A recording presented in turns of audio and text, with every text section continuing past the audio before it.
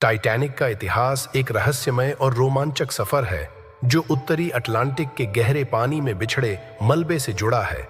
इस वीडियो में हम जानेंगे कि कैसे वैज्ञानिक और खोजकर्ता इस अद्भुत जहाज के अवशेषों का अध्ययन कर रहे हैं, जो केवल सामान और बिखरे हुए टुकड़ों का ढेर नहीं, बल्कि उस त्रासदी के गवाह हैं। हम देखेंगे कि किस तरह नई तकनीकें जैसे उच्च रिजोल्यूशन सोनार छवियां और 3D फिल्म फुटेज टाइटैनिक के डूबने के कारणों को समझने में मदद कर रही हैं। साथ ही हम यह भी चर्चा करेंगे कि टाइटैनिक के मलबे में पाए गए रस्टिकल्स और बैक्टीरिया के प्रभाव ने शोध की दिशा को कैसे बदला है। क्या हमें इसे संरक्षित करना चाहिए या इसे प्रकृति के हवाले कर देना चाहिए? इस वीडियो में जानें इस ऐतिहासिक धरोहर के रहस्यों के बारे में और क्या है इसके भविष्य की संभावनाएं। तो नमस्कार दोस्तों, स्वागत है आपके अपने YouTube चैनल पर। तो वीडियो शुरू करने से पहले चैनल को सब्सक्राइब जरूर कर लीजिए। तो बढ़ते हैं हमारी वीडियो की ओर। टाइटैनिक के इतिहास में हमेशा एक रहस्यमयी और रोमांचक हिस्सा रहा है, जिसने इसे इतिहास का सबसे प्रतिष्ठित जहाज बना दिया है। उत्तरी अटलांटिक के गहरे पानी में 4000 मीटर की गहराई में पड़े इस जहाज का मलबा आखिर वैज्ञानिकों के लिए इतना आकर्षक क्यों है? यह सवाल तब और भी महत्वपूर्ण हो जाता है जब हम जानते हैं कि वैज्ञानिक और खोजकर्ता जहाज के मलबे का विस्तृत अध्ययन करने के लिए समुद्र की गहराइयों में गए। यह मलबा केवल जूतों, सामानों और बिखरी हुई चीजों का ढेर नहीं है, बल्कि टाइटैनिक की आखिरी यात्रा का अदृश्य गवाह भी है। 1985 में जब इसे पहली बार ढूंढा गया तो इसके अवशेष समुद्र के तल पर मानवीय कमजोरियों का प्रतीक बने हुए थे। टाइटैनिक पर कई अभियान किए गए, पर फिर भी इसके रहस्यों से पूरी तरह पर्दा नहीं उठ पाया। वैज्ञानिकों ने इसकी पूरी मानचित्रण प्रक्रिया शुरू की ताकि इस ऐतिहासिक मलबे को गहराई से समझा जा सके।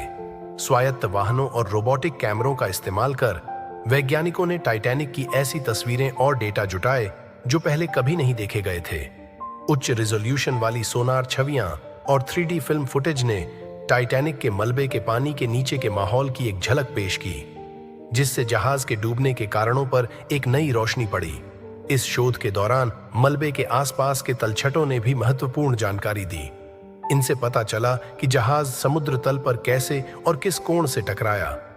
शोधकर्ताओं ने स्तर्ण और धनुष के क्षेत्रों का गहन अध्ययन किया, जिनके पास टाइटैनिक के टुकड़े बिखरे पड़े थे। इसमें सबसे खास था वह सुराग, जो यह संकेत देता है कि हिमखंड से टकराने के बाद भी जहाज में एक बड़ी दरार नहीं पड़ी थी, बल्कि सिर्फ एक छोटा सा छेद था। हालांकि यह छेद छोटा था, लेकिन इससे इतनी मात्रा में पानी अंदर आया कि टाइटैनिक धीरे धीरे डूबने लगा। टाइटैनिक की यात्रा केवल 4 दिनों में ही त्रासदी में बदल गई थी। उसके साथ जुड़े लोग, उनकी कहानियां और उनकी यादें आज भी इस मलबे के साथ बसी हुई हैं। विलासिता और तकनीकी कौशल के प्रतीक इस जहाज को अकल्पनीय कहा गया था, लेकिन प्रकृति के सामने सब कुछ बौना साबित हुआ। 14 अप्रैल 1912 की उस रात के हादसे की भयावहता को कई किताबों, फिल्मों और वृत्तचित्रों में वर्णित किया गया है, परंतु इसके रहस्य अभी भी पूरी तरह उजागर नहीं हुए हैं। टाइटैनिक के मलबे की अल्ट्रा स्पष्ट छवियों ने एक बार फिर वैज्ञानिकों को एक मौका दिया है कि वे इसकी संरचना और बचे हुए टुकड़ों का गहराई से अध्ययन कर सकें। आज यह व्यापक चित्रण यह दर्शाता है कि टाइटैनिक को इतने विस्तार से पहले कभी नहीं देखा गया था।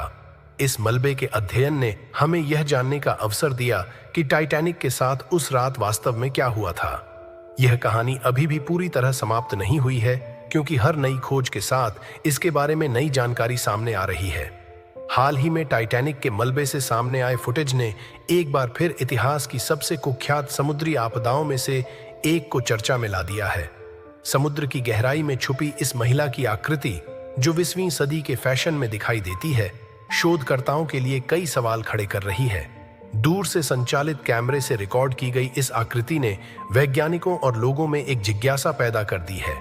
विज्ञानियों का मानना है कि टाइटैनिक के मलबे में संरचनात्मक विश्लेषण, बैक्टीरिया के कारण जंग का बढ़ता प्रभाव और समय के साथ बदलती हालत शोध की दिशा में कई नए आयाम जोड़ते हैं।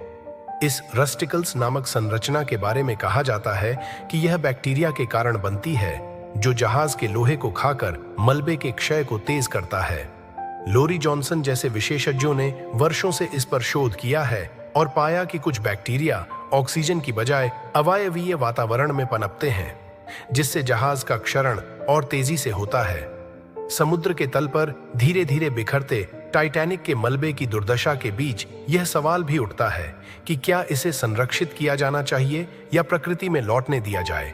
कई लोग इसे एक श्रद्धांजलि के रूप में देखते हैं और चाहते हैं कि इसे समुद्र की गहराइयों में रहने दिया जाए, जबकि अन्य इसे इतिहास की महत्वपूर्ण धरोहर के रूप में सहेजने की वकालत करते हैं।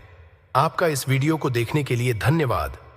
टाइटैनिक के मलबे के रहस्यों ने हमें यह सोचने पर मजबूर किया है कि इतिहास में हमारे लिए क्या सबक छिपे हैं। अगर आपको यह वीडियो पसंद आया हो तो कृपया इसे लाइक करें और हमारे चैनल को सब्सक्राइब करना न भूलें। अपनी राय हमें कमेंट्स में बताएं कि क्या आपको लगता है कि टाइटैनिक के मलबे को संरक्षित किया जाना चाहिए या इसे अपने हाल पर छोड़ दिया जाना चाहिए। अगली बार फिर मिलेंगे, तब तक अपने इतिहास के प्रति जागरूक रहें और नए रहस्यों की खोज करते रहें।